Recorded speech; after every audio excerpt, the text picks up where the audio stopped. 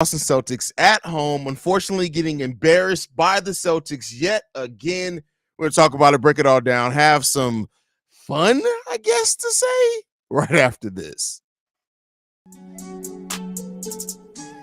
You are now tuned in to Chicago Bulls Central, your number one place for all Chicago Bulls news and content.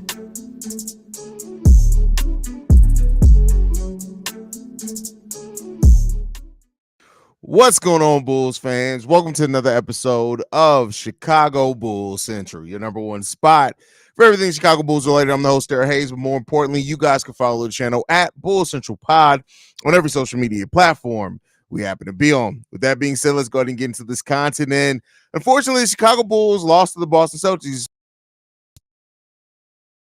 by having a 3 lead at the end of the first half. The Chicago utterly in the third quarter, losing in the third quarter 37-21. And at that point, it was almost like it was the same old Chicago Bulls team. The energy, everything was out the game for the Bulls.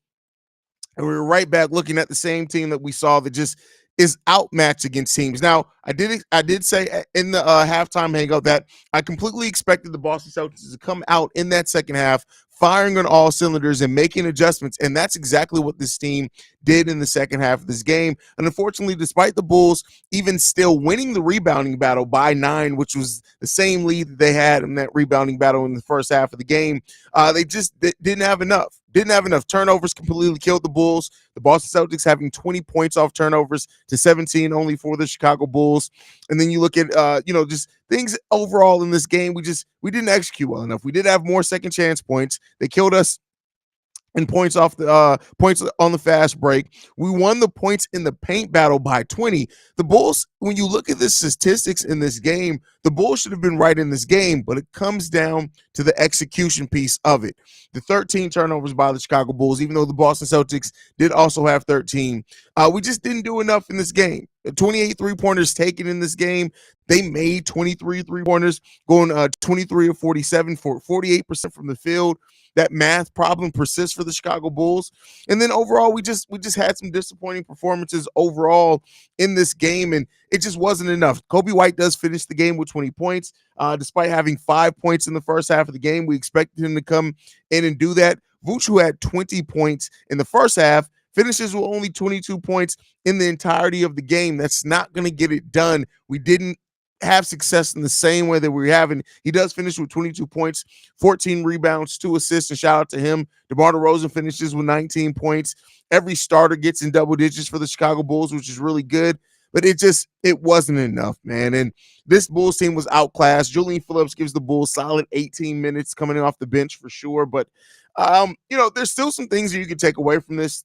I mean, every team you face isn't going to have the best record in the NBA, so maybe the Bulls can have a moral victory in that way with how they can compete against some of the other teams. But it just that you wanted to we hope that the Bulls were going to be able to come in, start this second part of the season. It's not the second half, but second part of the season off with a big time win against the best team in the conference in the league.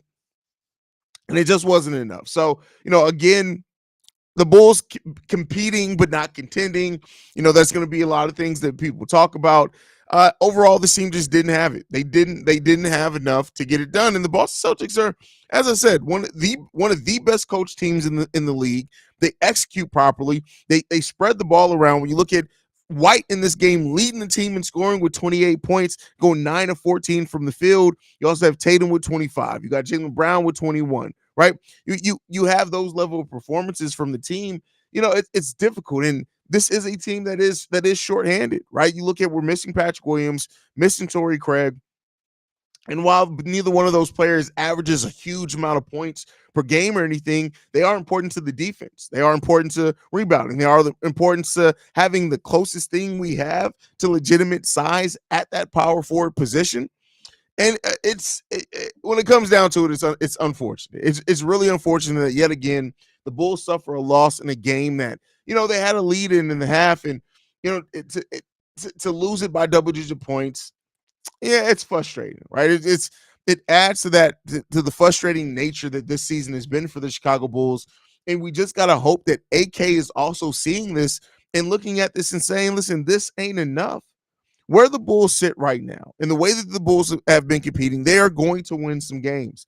They're going to have some games and some stretches there where you look at them, you say, hey, this is a team that could definitely have a much better record than what they could have. That potential is in on that team. But like I say with players, all potential isn't realized. And so just because the Bulls have that potential to be a team that can compete with some of the better teams in the Eastern Conference, the fact is that when we do, we still have our doubts around it. This team needs a better vision. We need better balance. We need some more quality depth, and we need some size to truly get the Bulls to where they can ultimately be, and how good they can be as a team. And as long as we keep being this team that fights and competes off hope alone, it's gonna be an uphill battle for the Bulls. So I hope to see better production from the team overall. I hope to see just some things right for sure. But we got some stuff that we need to tighten up. We got things that we suck on as a team, and until we we have some better balance. We have some more 3-point shooting, which is a big part, especially in the modern day NBA. We're always going to be one of those teams that are going to be good, right? We're going to look really good, but we're not going to be good enough to really accomplish much. We're not. And I love this team. You guys know, if you've been watching here long enough, I love this team. I love a lot of the players on this team. I really do. But you have to find a better way to balance it all. And we have another game where not many minutes, but the Twin Tower lineup, the Vooch and Drum lineup, it's not working. It just isn't. Another game, negative net rating, negative plus minus. They only played less than 7 minutes together. They have a net rating of negative 92.3 and a plus minus of negative 12. So, that was something that a lot of people held out hope for, is this Vooch and Drum lineup can maybe unlock something. And while it's going to look good against some teams, it's not enough. And for years in a row, right? It's been years now. We're talking 3 years. Our thinnest positions have been the same. The power forward and the center position have been thin all 3 of the last 3 seasons. Rim protection has been thin to non-existent for 3 years in a row. 3-point shooting has been thin to non-existent for 3 years in a row since Lonzo basically went down. And it's just, I would love to see the Bulls through the lens that it seems like Arturas Karnisovas sees this team through, because it's almost like he looks at this team and sees something better. It's like having beer goggles on, right? It's like having you pick up a fine chick at a bar, and when you wake up in the morning, she's ugly, and sometimes you're not gonna give a damn. But then you're looking at yourself and looking like, what the hell are we doing here? That's where this thing is. This is a team that can look really good sometimes, but the results are always going to be a mixed bag. And until AK is willing to get really creative and come off some of these players that you built to this team, we're always going to be a team that stays around this area. And I for one, am kind of tired of it, right? And I know a lot of Bulls fans are as well. Now, again, I don't want to completely crap on the team. This was the best team in the league. The Boston Celtics are the best team per record in the NBA. Top 5 in offense, top 5 in defense. It's going to be difficult for the best teams on any given night to beat that Boston Celtics team. So let me be clear.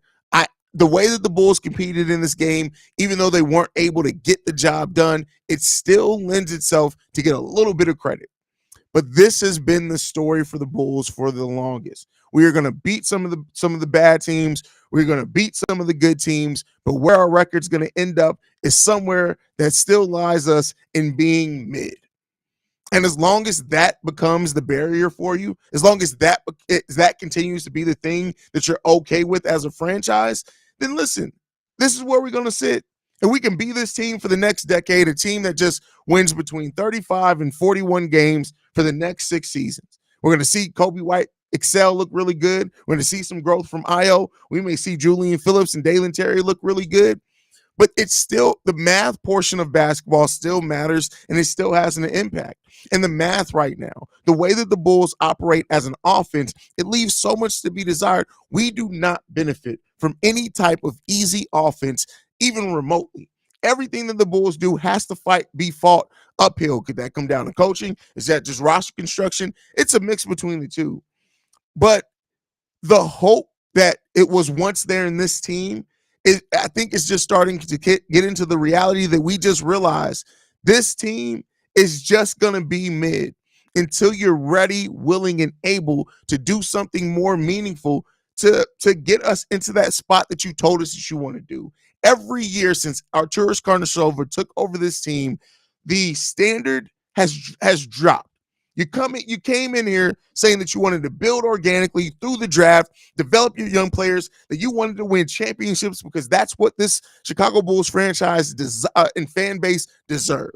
That went from that to continuity to being competitive to where it's now that we're sitting at just making the play-in tournament. Seems like that's a goal for this front office. And while that's fine, as a base, as a foundation, you want to be able to be a team that you can say at your base is going to be a playing team and get a playoff team, low tier, that's going to be able to get to the playoffs. But if you're not willing to build off that, if you're not willing to take that foundation and make it more solid, you're just going to stay there. And every year that this Bulls team stays the same, is getting worse by the nature of every other team around the NBA. Isn't AK? They aren't waiting for Jesus Christ to come back for this team to start being competitive, and that's something that sucks as this Bulls fan, as a Bulls fan, to keep watching this team fail like that every single time. But that's my thought process. Thank you for attending my TED Talk. We're going to go ahead and get into a message from our sponsor. When we come back on the other side of that, I'll be reading your guys' comments. Most of you know, anyone can find anything on the internet, including your full legal name and personal email, your home address, phone number, and even your relatives. For me, personally, I never took this kind of stuff seriously, that people can take my personal data and use it for their own financial gain. Well, in 2019, I got my identity stolen, including my social security number and credit card information, and it was a total nightmare getting it all sorted out. From recouping loans that were taken out in my name and shopping sprees on my credit card, there are some really bad people out there, and it's sad to say, but it's true. Do a Google search for your personal information or someone you know and see if a people search site shows up. The information is easily accessible because of data brokers who profit by selling your information to robocallers, telemarketers, spammers, and anyone else that wants to learn more about you. And so for me, protecting my and my family's personal data and information is at the utmost importance because of the terrible experience I had 4 years ago. That's why I'm excited to tell you about today's sponsor, Aura.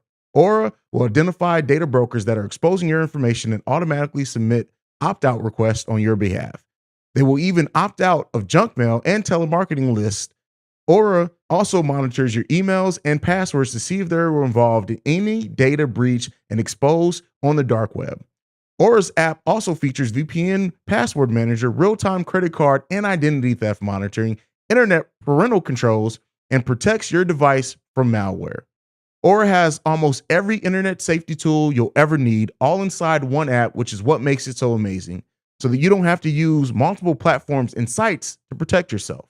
Let Aura do the hard work, keeping you safe online. And if you sign up right now, Aura will give you a 2-week free trial with my link below. You'll be shocked at how much your private information Aura finds exposed over 2 weeks. I was shocked at how much my information Aura was able to find when I was using the app. Go to aura.com/CBC to start your free trial. Also linked in the description, or you can scan the QR code here. Now back to the video. All right, Bulls fans, you already know one of the most important parts of any Chicago Bulls Central live stream is getting into the chat. And let's see how you guys are feeling today. We got Omar in the building. Omar says, this is what years of continuity looks like. Listen, you are not wrong there, my friend, at all. These third quarters struggling in the third quarters has to be coaching at this point. Well, it's down. Listen, coaching definitely plays a part, but I don't want to throw the players any bell by blaming it all on coaching. As a team and as players on the court, you have to have a little bit more pride in what you're going to do as well. And this Bulls team, what we continually see from them is that when they get down and the going gets tough, the Bulls get to losing. That's just what we've seen consistently from this team. It's unfortunate, but that is what we continue to see. And let's hope that, the team can figure something out over the rest of the 26 games left. MC says we lost competitively. That's all AK demands. These players are doing what is asked of them. What a FON team see bullshit. That's funny. But I mean, listen, here's the thing. To say that the players are doing what's asked of them, you can't really say that, right? Because they aren't executing the best. They aren't shooting the ball well, and you got to limit those turnovers. Expect to compete at a high level, but Bulls' next schedule stretch is beautiful. Oh, the Bulls, listen, while overall they have what the 13th easiest schedule remaining of the way, now 15 out of our last 26 games are against teams above 500. It's definitely going to be tough. It's definitely going to be tough. Boston 5 offensive rebounds were all those Cornette tip dunks. That's crazy. Cornette, man. Competitive, a new slogan to keep fans from getting angry and holding the organization accountable. Well, it shouldn't be. If you let a buzzword keep you from holding the organization accountable, then you've been willingly ignorant to what's going on with this team. Melvin says it's so annoying how mostly every NBA team has 3-point shooting practice against the Bulls. If Billy Donovan or whoever was this good defensive coach, people claim this will never happen. Well, no, that's not true. It still comes down to manpower. And the fact of the matter is, while the Bulls have been able to post top 5 to top 10 defenses with players that just aren't really good defensively, the weaknesses of the players on the court, especially in switching and closeouts, we're terrible at that. That comes down, we just don't have the players that are really equipped to do that. Yeah, coaching still definitely plays a part, but also does the execution by the players. Billy Donovan is a terrible coach. Just play the young guys and get out and run. These old guys aren't winning games. The young guys aren't going to win games either. And that's an oversimplification of what can help this team is just by saying, oh, we'll just get the young guys out there to run. No, because the young guys still aren't polished. They aren't going to execute very well, right? You're going to have your growing pains. Do they now? You're helping their development along the way by playing them, absolutely. But again, Billy Donovan, he's not a terrible coach. He's a good head coach. That doesn't mean he's good for this team, but overall, he's not a terrible head coach. But team finally got a shot attempt from 3. Oh, yeah. Listen, I wish that it was more meaningful. Vucevic doesn't want to let go of the center position. He and Drummond are fighting on the perimeter to give double screens. That's funny. If a team keeps collapsing in the third quarter and makes one of the same some of the same mistakes on defensive rotations that you see time and time again, it's different games. It's on coaching, in my opinion. Well, it's on player IQ as well, and it's not the same mistakes. That's the thing. The Bulls aren't making the same exact mistakes in the third quarters. That is the thing. That like adjustments is definitely on coaching, but you can't abstain the players from their part in it as well in the execution. So. A franchise went to hell when they decided to fire Tibbs. I missed the 2015 Bulls, man. At least we had something to look forward to. I mean, listen, I said it then. Now, I didn't have this show. Then you'd have to check my social media and scrub it, which is a dark place. Shout out to you if you do that. But when the Bulls fired Tibbs, it was more about personal feelings than business, right? And don't get me wrong, Tibbs is one of those coaches that we're always that's gonna fizzle out everywhere that he goes. His amount of time, the length of time that Tibbs has to coach a team, it's always gonna be one of those things where you look at it and you're like, 8 years is probably the most you're gonna get Tibbs to coach a team before either the players turn on him or he just kind of fizzles out. But it hasn't been good since then, right? Everything's been downhill since then. You're not wrong. You're not wrong. Brother Corn in the building says Fax Haize were too inconsistent, very inconsistent team, and that's not going to stop. That's not going to stop. Delbert says, yo, Jerry, sell the debt. Listen, people got to stop. Selling the team ain't going to fix shit. Like, again, selling the team, like, even the luxury tax, that's not going to change where this team is right now. You don't, if you're spending into the luxury tax just to be a playing team, you're doing life wrong. So, and again, I guarantee you, if the Bulls, which they're never going to do, if the Reinsdorf were to sell the Chicago Bulls, best believe it's not going to be somebody who's going to want to keep the Bulls in Chicago. So this whole sell the team thing, it's not going to happen. Only thing I can say is I'm happy about is that I was super cute at the United Center today, and the Vooch stopped shooting all them threes. Otherwise, we were outgunned, outmanned, and outclassed. We tired. Well, that's the thing. Or we tried. Yeah, and you get participation trophies. I can't give you, right? But yeah, the Bulls did compete in this. Melvin says, sorry, I disagree. Arturas should have saw this wasn't enough last season. He hasn't made a trade in almost 3 years. We needed a bit more size and a bit more shooting. What do you mean? That's exactly what I said. What are you disagreeing to? Yeah, but again, that has to be available. The fact that the Bulls didn't make a trade at this trade deadline, the size wasn't necessarily out there. And you don't want to give up everything the Bulls have right now. They would have had to give up an asset. And it's unfortunate. It's the culmination of the lack of activity over the amount of time that got the Bulls where they are right now. Fact says only goal for this front office is to make the play in. Talk about low hanging fruit, pathetic. Yeah, I mean when that's your goal, right? When your goal is to say, "Hey, at least we made that play in tournament, guys." That's literally what AK is basically coming to us and saying in these press conferences. Of say, "Yeah, you know what, man? Listen.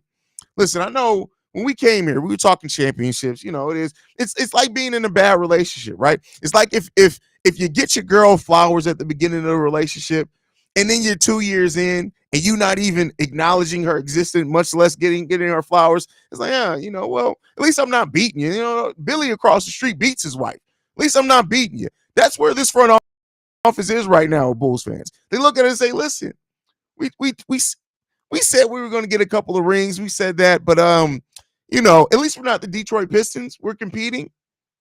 There you go, fans. We're competing, competitive, right? That's what they're saying, and it's like we got to stop, man. You got to have some pride about yourself, man. What are we doing? We doing? Shay in the building says the only person I could look to blame in this game is Billy Donovan. At the end of the day, when we're up going into the halftime, you have to know the team is going to make adjustments, and you have to also you got two. You want to make two adjustments? You can make one. Billy Donovan does not make halftime adjustments. I think as a family, right? Can we all agree that we don't expect Billy Bubblegum Donovan to make halftime adjustments? It sucks, right? But again, this team attaching themselves to mediocrity goes back to it. You gave your head coach a contract extension of an unknown amount of years, a year ahead, and at that point in time, Billy Donovan had a 45% win percentage as the head coach of the Chicago Bulls, tying yourself to mediocrity. That's what this front office is doing. That's where this franchise is at right now. The AK, Eversley, Jerry Reinsdorf, Jesus, everybody's looking and saying, hey, listen, how much can we double down on mid? Billy, what's your win percentage? What's your win percentage as this guy? 47%. Bet we got 5 more years for you. This is what we need from you, Billy. Listen, hold on. Billy. Yeah, Billy. It's Jerry. Like I wanted to holler at you real quick. Yeah. So we were reviewing your performance as the head coach. And what we came up with is that you're pretty mid. So we were reviewing it. You got about a 47.5 win percentage, which, you know, it's not terrible, but it's not good either. So here's what we're going to do for you. Because you've been so mid, we want to make sure that fans have a little bit of hope, but not enough. We want them to be frustrated, but not too frustrated they're not buying T-shirts. There's this red-bearded guy's name's Haize. We want to make sure he keeps buying shirts. So here's what we're going to do. We're going to give you 15 years on this contract, Billy. Once we get that contract of 15 years signed in, here's what we need you to do. Every time you get 3 games close to 500, we need you to lose 4 games. Yeah, that's just lose 4 games, Billy. Yeah, as long as you keep doing that, you're going to keep having your job. So yeah, listen, Billy. This is what we're saying. Get to 3 games below 500. Sell the team on hope, right? If you can time that around the trade deadline, that would be great. But you know, it's not needed. So get about 3 games below 500, right? That's what I need you to do. Once you get there, lose 4 games. Can you do that for me, Billy? Yeah, we got the bubblicious for you. That's not a problem. I bet I had Edna fax over the contract. Thank you there, bro. That's where this Bulls front office is right now. Like, that's what we're doing. We're attaching ourselves to being mid. It is what it is. Like, it is what it is. That's where we sit right now, man. Opponent's game plan versus Bulls practically every game is shoot a lot of threes. Well, it's more than that, right? Try to force them into switches. That's going to be even worse. So injuries hurt tonight. Lately, our opponents have been a lot healthier than us. I mean, listen, yes, every team has injuries, don't get me wrong, but the Bulls have been able to compete with having injuries. It just is what it is, man. Please trade Zach for 5 second rounders at this point. Hey, listen, you may have to give up 5 second rounders to trade Zach LaVine at this point, man. It just may have to happen. There were some nice plays where we were hitting guys on cuts to the basket for easy buckets. That went away in the second half after Boston made an adjustment or we stopped doing. Well, the thing is this team doesn't move consistently without the ball. They don't. They don't move without the ball in their hands. Like, listen, they can learn a lot from Tiana Trump. Once you got the ball, you keep moving. Like, you just keep moving. Y'all keep y'all heads up because let's be real, it's the Celtics, but our time will come, but it's not that time. And I don't know when that time will be in the next 10 years. We'll see. We'll see. Don't worry how they'll perform now post All-Star break, or is it just one game? And do you think they'll maintain their stay? I mean, it's one game. We gotta see it's a lot to say. Listen, this Bulls team's still playing better basketball than not. They're winning more games than they're losing. So, it's still, don't get me, I'm frustrated by this loss because of the way we lost this game, but there's still enough to say there. We'll see.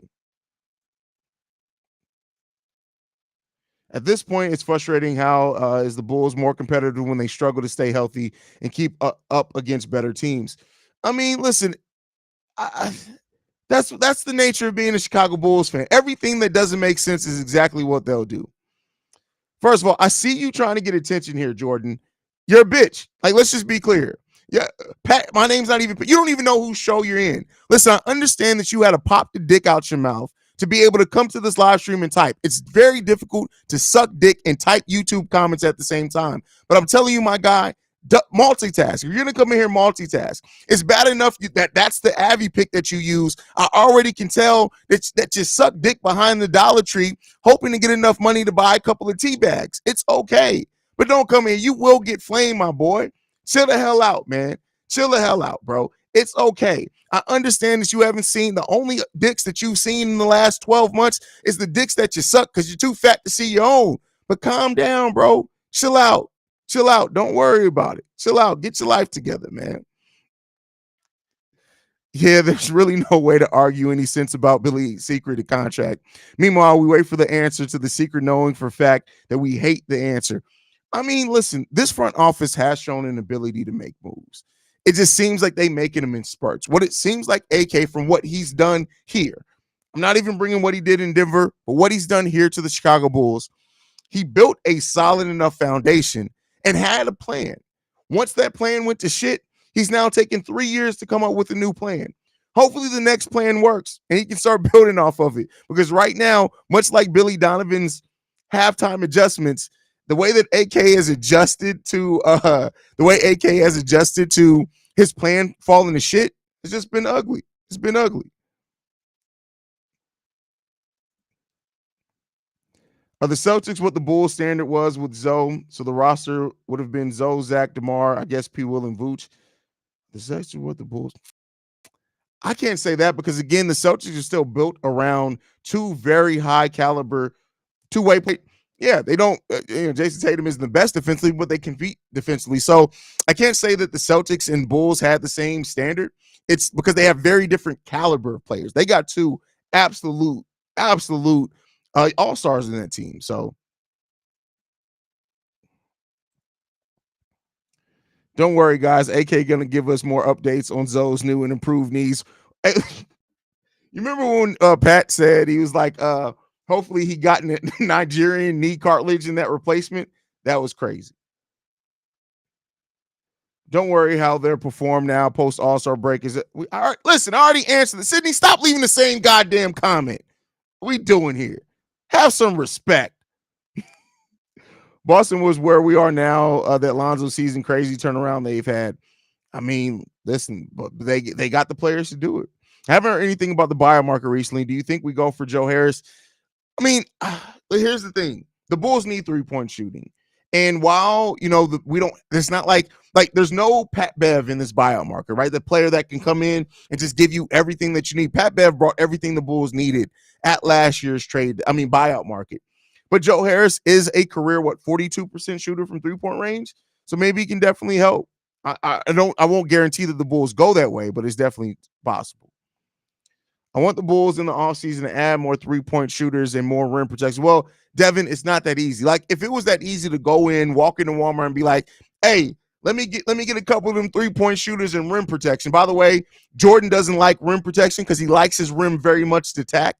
But outside of that, it's not that simple.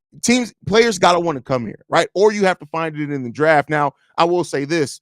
There are some players in the draft that the Bulls can add some rim protection with. They missed out on it with Walker Kessler. I think is second in the league in blocks per game. And hopefully the Bulls are looking at that because they will be drafting higher in this draft and they're looking at needs. Hopefully that's the case. Oh shit, my bad. I was making tacos. Listen, stop playing with meat, Sydney. Get your life together. Get your life together. I'm surprised nobody's picked up Daniel House by now. Maybe teams are having second thoughts on him. I mean, that is because I think Daniel House is one of the first teams where I think players that people thought he was expected to go somewhere. Daniel House didn't sign somewhere. I wouldn't be mad at Daniel House. I wouldn't be mad at that. Right now is the worst time because we're still suffering from the asset losses from our original trades. So we have the weird situation with mostly over 30s and 24s or younger, nobody prime. Well, I mean, your 24s could be in your prime, right? But we haven't developed those guys. Like this is the first season of Kobe White being a huge part of the Chicago Bulls offense since with the team winning games, right? So he was initially that second year, but that was a team that just was bad. So I mean, yeah, and we're seeing players ascend like a Io, like a Kobe, but this roster is in a weird place right now, and we got definitely places that we need to grow for sure. Speaking of Walker, I can't believe that Utah Jazz are having him coming off the bench. I mean, it doesn't surprise me. He's still playing a lot of minutes, right? Coming off the bench or starting, I look at the minutes. It's more when you're out there on the court in the modern NBA, and he's out there in some really good, important times. Roast is now on. Oh, it ain't no point of that. These dumbasses going to trade up then draft Zach Edey. They're not going to draft Zach Edey. It's not going to happen. Zach Edey is not going to be the target because that would be absolute god awful and trash. I mean, listen, it is what it is, though. But all right, guys, I got to get ready to go do Locked on Bulls. So my bad for starting the post game stream late as well. I was frustrated. I'm not even going to front on y'all. I was frustrated to shit for a second there. Most of you guys know I don't do live calls for games because I am a very passionate Bulls fan. And there was a time period in this game where I was just literally like, hey, I'm not gonna look at my phone. I'm not gonna do anything. I was pissed off. So it is what it is when it comes down to it. But hey, we gotta get ready to go live over on Locked on Bulls. So make sure you guys stay tuned in over there. Thank you so much for being the best part of Chicago Bulls Central. We are 8 days away from making 1,000 straight days of Chicago Bulls Central. I can't wait to bring you guys the episode 1,000. I love you guys so much, man. Make sure you guys are following the show at Bulls Central Pod. You can send us any feedback, questions, comments, concerns, bullcentralpod@gmail.com. Lastly, if you want to leave a text message and our voicemail, the number to do so, 773-270-2799. We are the number one spot for everything Chicago Bulls related, thanks to you guys. And like in every episode on, go Bulls. Love you guys. See red if you can, y'all. Peace.